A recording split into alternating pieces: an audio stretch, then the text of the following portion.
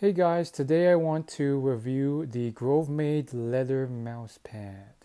This is real leather and I just unboxed it. Yeah, I just got very excited and unboxed the whole thing. They definitely packaged it well.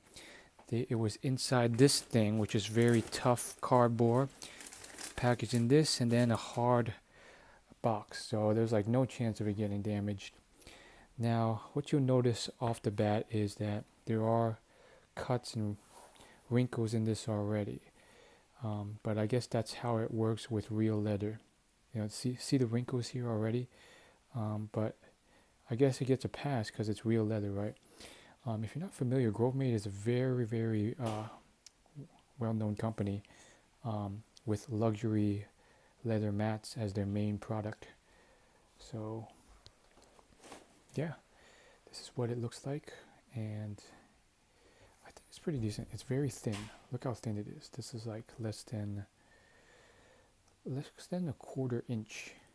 So was this worth $50? I would say possibly. I'd have to test it out.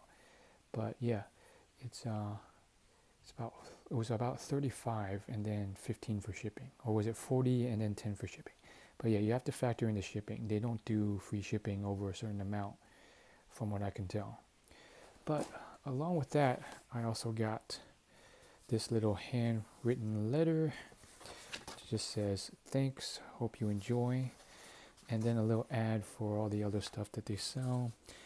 Fake potted plants, a headset holder, pen holder, monitor holder, wooden holders for your keyboards, and then their mats as well. They're very well known for their mats.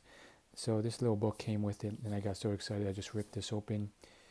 But yeah, this is completely made in the US of A in Portland, Oregon. So yeah, that's my review of this, and